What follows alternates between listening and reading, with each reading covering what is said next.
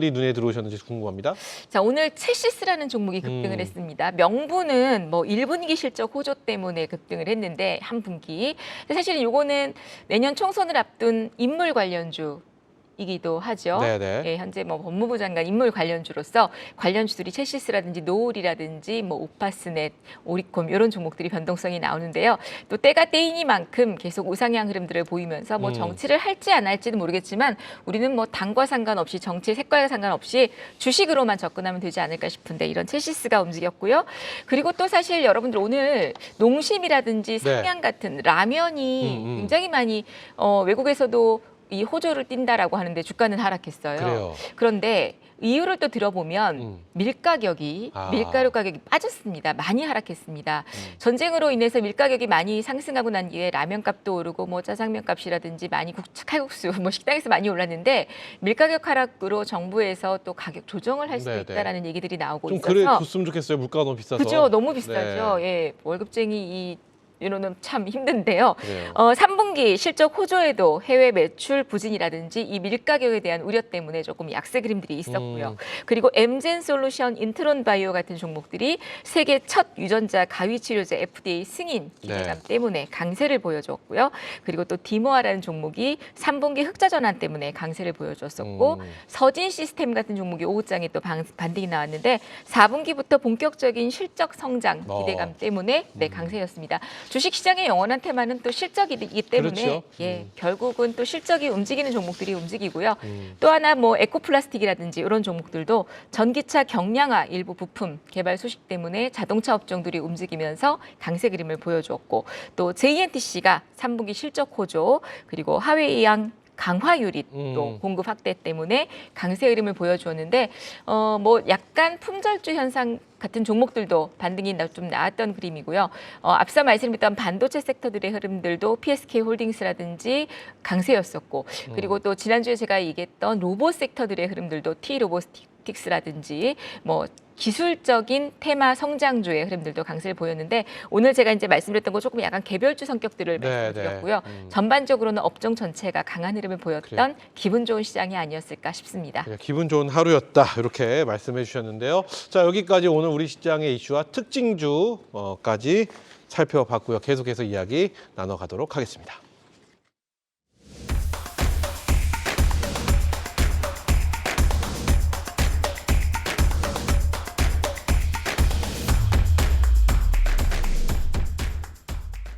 네, 내 계좌의 수익을 더하는 시간 주식 버라이어티 내일은 플러스 수요일엔 가문숙과 함께 우리 차트 여신 가문숙 대표와 이야기 나누고 있습니다. 자, 계속해서 우리 시청자 여러분들의 이목을 집중시킬 돈의 맥을 찾아서 진정 함께 갈 수 있는 종목을 만나보는 시간 이어갈 텐데요. 지금 뜨거워요. 채팅창만 봐도 무슨 종목 좋았어요, 무슨 종목 좋았어요 이런 얘기들이 올라오는 거 보면 지금 가문숙 대표가 이 시간을 통해서 말씀해 주신 종목들이 뜨겁다 이런 거를 볼 수 있는데 먼저 이게 중요한 건 그때그때 종목을 말씀드리는 것도 행복하지만 또 어떤 종목을 어떤 방법을 선택하는지 돈의 맥을 또 짚는 방법을 알려주시는 게 또 우리 시청자 여러분께 더 큰 행복을 드릴 수 있는 시간이 아닐까 항상 싶습니다. 말씀드리죠. 고기 잡는 법을 말씀드린다라고 알려주시죠. 하는데요. 오늘은 어떤 이야기 해주실까요? 자, 오늘은 제가 이제 사실 고민을 많이 했습니다. 왜냐하면 지난 시간까지 저희가 돈맥 저점을 말씀을 드렸었는데 참 이게 그때 저희가 최희 앵커님하고 돈맥 저점은 오늘이 마지막이다라고 말씀을 드렸어요. 그런데 정말 지난주까지는 시장이 저점이었었고요. 오늘부터는 이렇게 강세 흐름이 또 이어졌습니다. 그래서 지난 시간 동안 제가 고민을 하면서 이제는 저점 매수 종목이 아닙니다. 저점도 물론 중요하지만 제가 어느 순간인가부터 여러분들께 말씀드릴 때 저점이 아니라 최적의 매수 자리를 말씀을 드렸었죠. 최적의 매수 자리. 네, 그렇죠. 가장 좋은 매수 자리. 그러면서 제가 이제 여러분들하고 약속을 하고 싶은 게 100일의 기적을 만들고 싶다라는 생각이 들었습니다. 올 2023년 연말과 2024년까지 이어져가는 내년 상반기까지 해서 시장이 이제는 금리 인상이라는 어떤 그 악재에서 발목을 거의 이제는 뭐 끝났습니다. 거의 금리 동결부터 해서 내년부터는 금리 인하로 이제 접어들 텐데 시장은 벌써 환호를 하기 시작했거든요. 그러면 여러분들이 금리 인하를 목전에 두고 시작하게 되면 벌써 늦을 거라는 생각이 들어서 제가 바로 이 100일의 기적 예, 정말 저와 함께 100일의 기적을 만들고 싶은데 바로 그게 뭐냐면 지난번 시간에도 강의했던 내용 중에 하나가 우리는 2024년에 이 텐베거가 될 수 있는 종목들 네. 기술적 테마주에는 여러 가지가 있는데 우리 최기훈 앵커님 뭐 방송에 하셨으니까 아시겠지만 테마는 묻지마 테마가 있는데 그렇죠. 묻지마 테마는 위험하다는 거 너무 잘 아시잖아요. 그렇죠, 그렇죠. 네, 테마주에는 묻지마 테마가 있고 기술적 테마가 있습니다. 그런데 우리는 내년 상반기를 장악할 수 있는 정책과 그다음에 사실 아까 얘기했던 총선이 총선. 4월 달에 있습니다. 총선 관련주들을 사실 신변잡기를 하고 싶지 않지만 그런 종목들이 벌써 바닥에서 꿈틀거리고 있는 것도 사실입니다. 네. 그래서 이런 부분과 함께 기술적 테마의 성장주들 바로 방금 우리가 했던 HBM들 제가 지금 6월 달부터 HBM을 계속 말씀드렸는데 보니까 한미반도체 같은 경우도 600% 이상 급등을 했습니다. 그리고 뭐 HPSP, 뭐 STI 그런 종목들이 PSK 홀딩스라든지 기본적으로 3,400%가 올랐는데요. 2차 전지라든지 전기차, 로봇 이런 HBM, AI 이런 종목들의 네. 흐름들을 바로 2024년 텐베거 종목으로 100일 동안 끌고 가는 그런 어떤 전략을 제가 세워드릴 건데 흑자 전환이 될 수 있는 요맘때 또 우리가 2024년 흑자 전환되는 종목들을 매집을 해야 합니다. 그래서 그런 어떤 전략들과 함께 이 노다지가 될 수 있는 노다지를 캐는 그런 어떤 기법, 전략들을 이번에는 저점이 아니라 노다지 기법을 제가 이제 말씀을 좀 드릴 거고요. 그런 가운데 이 2024년 정부 정책 관련주 이제 정부 정책을 벌써 이제 챙기셔야 됩니다. 정부 정책, 네. 그다음에 총선. 그리고 이제 대장주를 공략할 수 있는 그런 방법들 이제 화면 하나 띄워주시면요. 그리고 중요한 건 기술 테마주들의 가장 큰 핵심은 바로 실적입니다. 방금 제가 특징주 말씀드릴 때 보면 하나같이 다 빼놓을 수 없는 게 실적이었었죠. 네, 네. 바로 실적. 우리 최기훈 앵커님 기억하실지 모르겠는데 2019년도에 제가 LNF라는 종목 기억하죠. 그때 38,000원 네, 뭐 이럴 뭐 때 22,000원부터 22,000원일 때. 그게 바로 기술 테마주였었습니다. 그런 종목들이 2년 후에 진짜 1000% 이상 그래요. 예, 급등했던 모습들인데 그런 것들이 이제 지금 시장 바닥에서 꾸물꾸물 벌써 지금 시작이 됐고 제가 지금 제 방송을 눈여겨보신 분들은 8월 달, 9월 달, 10월 달은 2.5% 가문숙과 함께 2.5, 3을 얘기했었습니다. 그건 뭐냐면 하루 매일매일 2.5%, 3% 수익을 네. 내자라는 건데 홍삼. 예, 홍삼, 네. 하루 홍삼. 역시 예, 하루 홍삼. 왜냐하면 시장이 안 받쳐줬기 때문에 하루 2.5%, 3%의 단기 수익을 내야 되는 그런 장이었습니다. 근데 이제는요.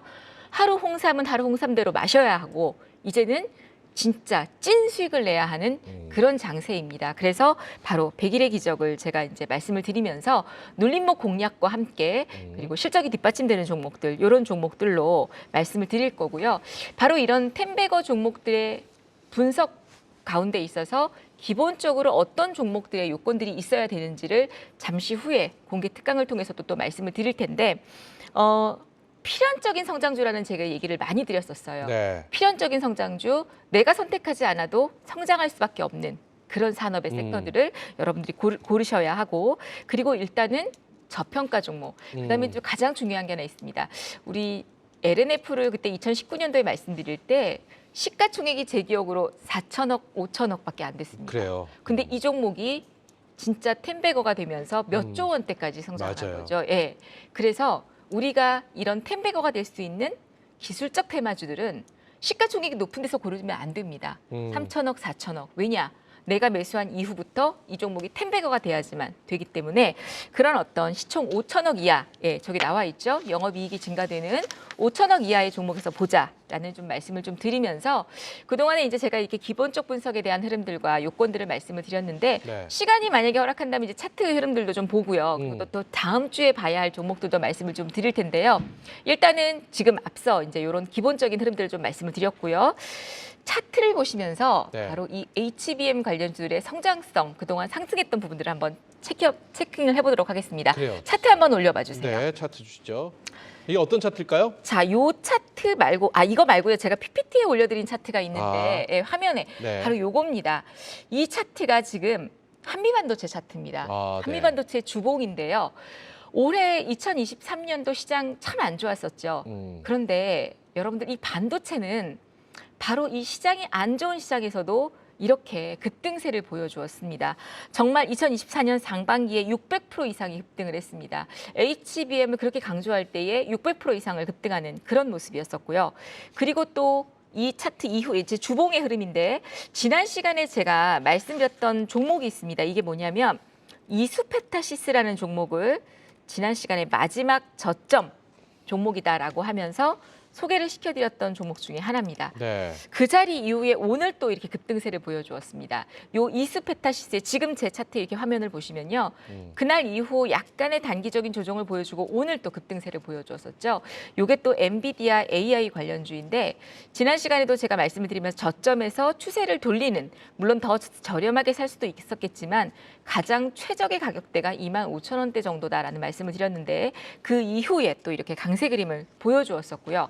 그리고 또 연일 강세를 보여주고 있는 바로 SK 하이닉스가 오늘도 사실은 조정 없이 이렇게 반등이 좀 나오면서 아랫골이 달고 양봉의 흐름을 보여주는 이런 모습들을 또 나타내 주었습니다. 그래서 지금도 계속 이렇게 반도체 흐름들이 이어지고 있는 모습 속에서 지난 시간에 말씀드렸던 종목들의 흐름들도 지금 뭐 단기적으로 무거운 종목이었었지만 SK 하이닉스도 가파르게 상승세를 보여주었는데 이 시간에 이제 아까 제가 말씀드린 것처럼 100일의 기적을 만들어낼 수 있는 그런 어떤 종목이 네. 예, 한번 소개를 시켜드려 볼까 하는데요. 그래요.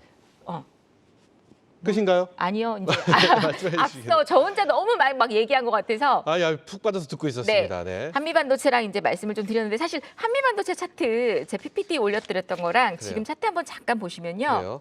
그래요. 자 보세요. 우리가 차트 지금 보여주시죠. 네, 이제. 한미반도체 차트를 쭉 이렇게 제 차트를 보시면 아까 제가 보여드렸던 차트는 사실 주봉이었습니다.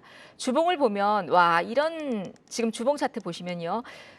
와, 이런 차트를 이런 종목을 들고 있으면 걱정 없이 그냥 행복하죠. 갖고 갈 것 같다는 생각이 네네. 들죠. 근데 개인 투자자들은 일봉을 보면서는 보면 중간중간에 이렇게 파란색 화면에 눌림목이 보입니다. 그래서 저런 자리에서는 고민스럽고 팔고 싶은 욕구가 생기게 되는데 제가 강조하고 싶은 건 이제는 우리가 하루 홍삼을 마실 게 아니라 큰 그림을 보면서 하나하나의 캔들이 아닌 숲을 보고 가자라는 말씀을 이제 좀 드리도록 하겠습니다. 그래요. 가문숙 대표가 파트너가 지금까지 이 수요일 시간, 금요일 시간을 통해서 말씀드렸던 8월 달, 9월 달, 10월 달의 매매 전략과 지금 11월 달 들어서 지난주부터 말씀드리는 매매 전략이 완전히 다르고 있습니다. 네. 그거는 제 어떤 팔색조 같은 변형된 시장에 맞는 매매 기법인데 시장에 맞게끔 대응하는 그렇죠. 방법. 네. 그게 바로 100일의 기적 상품을 만든 건데요. 이 한미반도체 같은 이런 어떤 큰 숲을 보는 전략을 좀 말씀을 드리면서